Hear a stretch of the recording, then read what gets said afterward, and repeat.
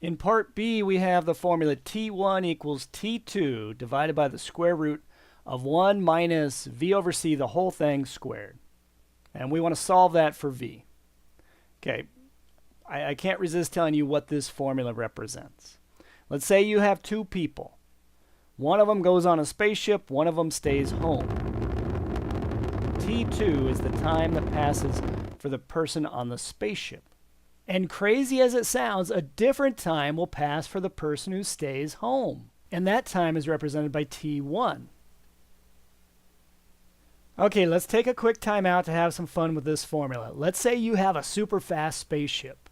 And the time that you travel, that's T2. You're in the spaceship, so your time of travel is T2. Let's say you travel for 1 year, so plug in 1 for T2. And we're going to compute the time that passes for the people back on Earth, which is represented by T1. Okay, so you're going to divide T2 by that square root, and we've got to make it division, so try again. Square root of 1 minus, okay, let's say you're going 90% the speed of light. That means that V is 0.9 times C. And if you put that in there, the 0.9 times C over C, the C's cancel. And so you just end up with, for V over C, 0.9, and then you square that. So it's actually pretty easy to work with when you think of it that way. Then the output is over 2 years, about 2.3 years. So you go off into space in your super fast spaceship, you return to Earth, and about 2.3 years has passed for the people back on Earth. Let's say you go 99% the speed of light. Change the 0.9 to 0.99. You get over 7 years. So you come back to Earth after traveling at 99% the speed of light for 1 year. Over 7 years has passed back on Earth. Let's say you go 0.999 times the speed of light. How many years pass for the people back on Earth? Over 22 years. With your super fast spaceship, you've essentially got a time machine. But the bad news is it only goes one way. It only goes forward in time. Oh, and it's probably impossible to build such a super fast spaceship. But hey, if you could, you'd have yourself a forward traveling time machine. Okay, you don't need to know any of that to do this problem. To get started, let's go ahead and rewrite it. Let's put T2 divided by that square root on the left side. So T2 divided by square root 1 minus V divided by C, and then that whole thing squared. And then equals T1 on the right side. Okay, we want to solve for V. So first off, don't panic, right? I know this is not a pretty looking problem. But if you think about it, on the left-hand side, this is really just a fraction. So we're going to start by clearing denominators. That's how we always start, or almost always start, when we're dealing with a fraction or solving an equation that involves fractions. So one easy way to do that would be just to think of this as T1 over 1 on the right side. We have a single fraction on the left side, single fraction on the right. Let's cross multiply. And it really is using the reversibility and balance principle when we cross multiply. We're really multiplying both sides by that square root to undo the division on the left side.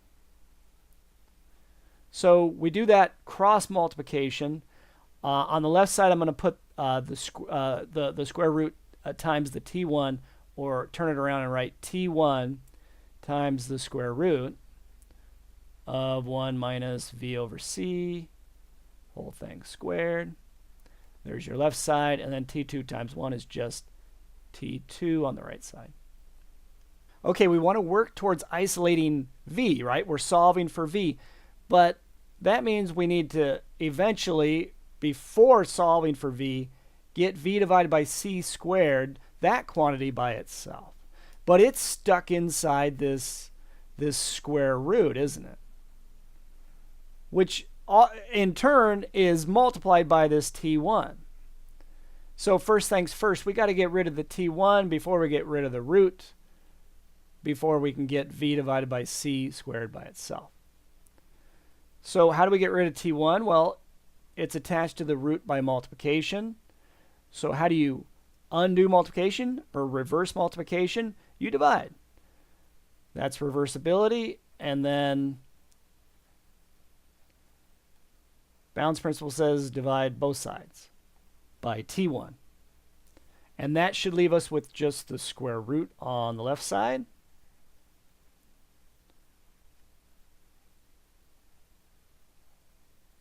Square root of 1 minus v divided by c, whole thing squared, equals t2, t subscript 2, divided by t1. And then how do we get rid of the root? Well, squaring undoes square rooting, or it reverses square rooting. So we're going to reverse the square root by squaring, and we're going to do it to both sides to balance it out.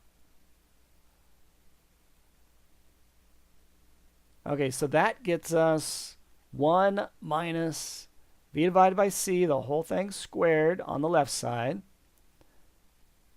equals, I'm just going to leave it as t2 divided by t1, the whole thing squared on the right side. You could split up this squaring function over, or this exponent of 2 rather, over division, make it t2 squared over t1 squared, but there's no real reason to. Okay, so I want to get v divided by c, the whole thing squared by itself. But we have this 1 over here. How do we get rid of it? Well, consider it a plus 1, really. You could think of this as negative, or the opposite of v divided by c squared plus 1. So we're going to subtract it to get rid of it, to undo the addition. And then we'll do it to both sides.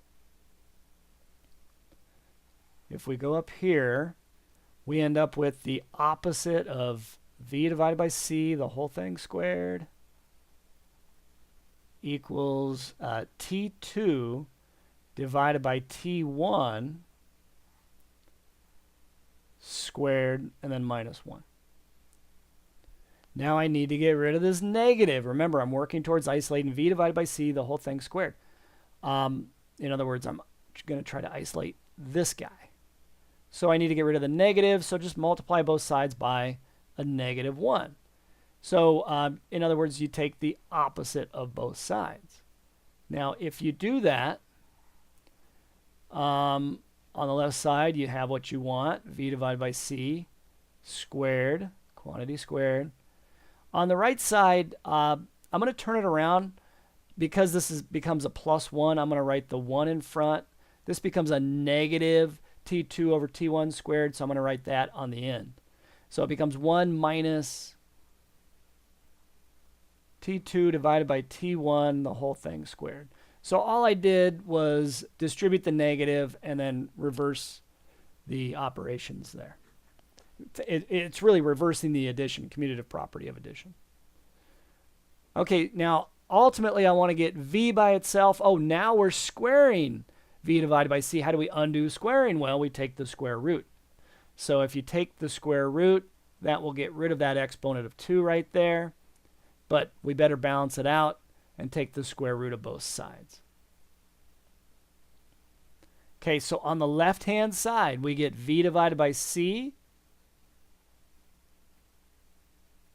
These guys knock each other out. On the right-hand side, we just have that square root. Don't try and split up that square root. The square root never splits up over subtraction. So it just remains 1 minus square root of 1 minus t2 divided by t1 squared, like that. Finally, we have v divided by c on the left side. We want v by itself. How do you undo division by c or reverse division by c? You multiply. To balance things out, you multiply both sides by c.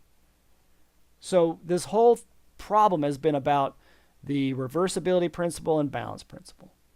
Anyway, you get cancellation here, and you have v equals, don't forget the c, times the square root of 1 minus t2 divided by t1, the whole thing squared. And we are done.